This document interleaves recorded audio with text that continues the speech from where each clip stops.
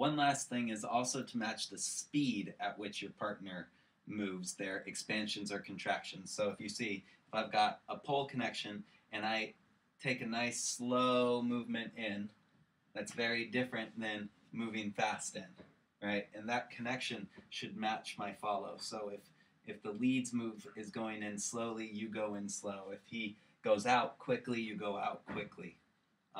Or if he goes out slow, you go out slow. But match the speed of his contraction or his expansion.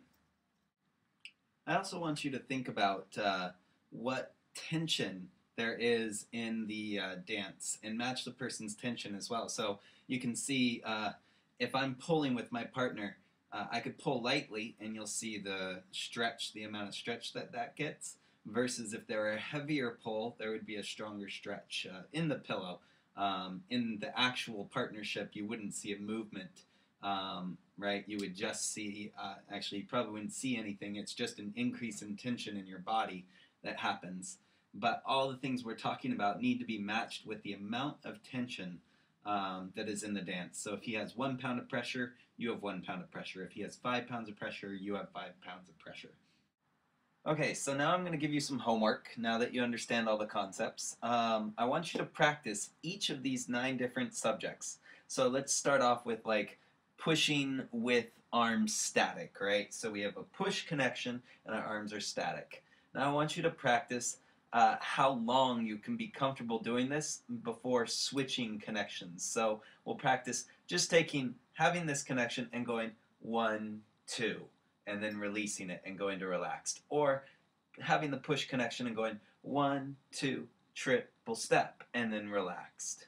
Or pressing 1, 2, 3, and 4, 5, 6, 7, 8, and relax. Right? So you might switch back between a couple of these, going press 1, 2, 3, and 4, 5, 6, 7, 8, relax. 2, 3, and 4, 5, 6, 7, 8. Pull 2, 3, and 4, 5, 6, 7, 8. Relax or push 2, 3, and 4, 5, 6, 7, 8. Maybe you speed it up. 2, 3, and 4, 5, 6, 7, 8. Relax 2, 3, and 4. Pull 6, 7, 8. Push 2, pull 2, relax 2, pull 2, push 2. All the meanwhile getting used to being able to do different pushes, pulls at different speeds, and eventually being able to speed up to the point where it's push, pull, relax, right? And you don't need to use this. I would always just use a chair. I'm just using this for visual. I would just use a chair or a bar and go push, 2, pull, 2, relax, 2, pull, push, relax, push, pull, relax. And getting used to all these different ones and just going quicker and quicker and being able to get them and switch between them, but also being able to hold them for long periods of time, switching through, holding them for 4 beats, 8 beats, and all that.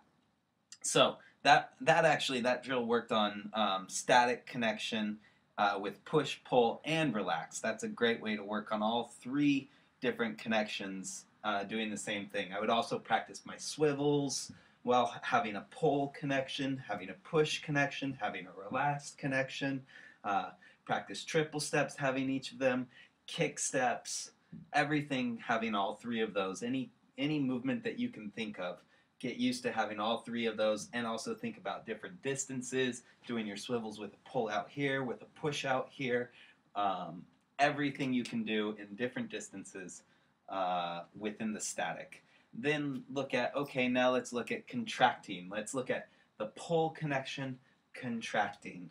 And we're going to practice the pull connection contracting, and we're going to practice it going step, step, triple step, step, step, triple step, and then go 1, 2, 3, and 4, 5, 6, 7. So you can see it took me 6 to 7 steps to get all the way contracted nice and long, right? And then I'm going to practice, okay, now 1, 2, 3, and 4. Now it only took 4 beats to contract.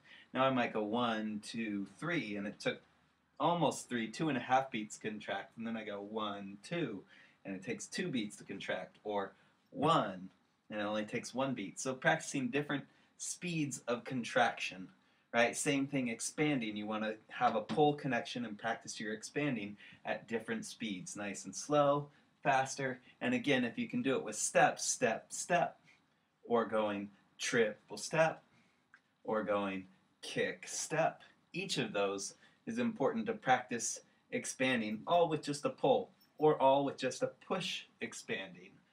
Pushing slow, pushing fast, and pushing with different rhythms, triple step, or a slow triple step, right? 2 triple steps like you're doing the last bits of a 6 count.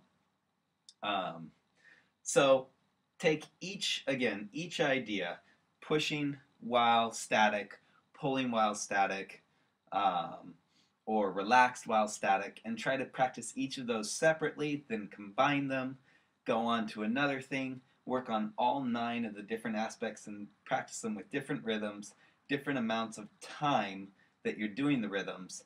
And then also you can throw in different tensions, different amounts. So you might start with like 1 pound of pressure. I'll show it with this so you can see 1 pound of pressure and practice doing all this stuff, expansions and contractions with 1 pound. Then you go, okay, now I want 5 pounds of pressure.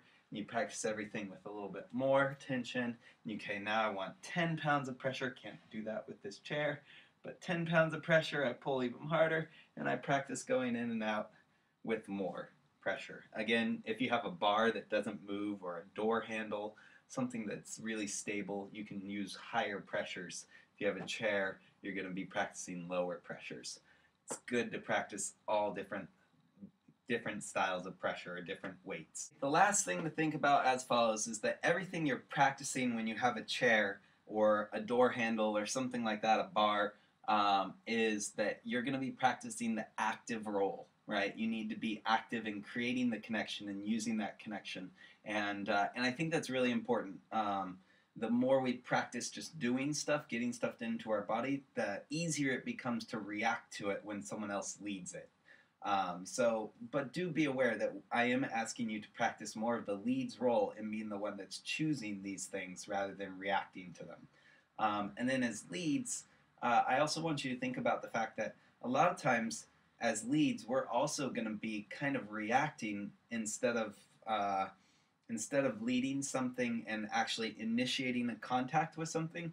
We often are reacting to something we've already started moving. So it's like a ball rolling. We don't actually need, if this is my hand and this is the follow, I don't need to actually like go and grab it and pull it back. It's already moving and I just react by connecting with it and stopping it and then moving it the other way. So often if I want a pull connection, I don't actually have to pull as a lead. I just have to wait until my follow moves into my hand and then I get that pull. So if this is the follow and she's moving that way, boom, she connects into my hand at some point. If I were to do it like this, let's see. If I have a push connection, you could see as she moves into me, eventually she runs into my hand. There's a connection, and then I've got that connection to stop her. So I don't actually need to move my hand to her to get that connection. But when we're not moving yet, we would need to move our hand towards it in order to get connection. And we can do that by moving just our hand, or we can do that by moving our whole body, but we have to actually move the hand. So that's all I got for you guys on the arm lead and arm follow ideas for right now.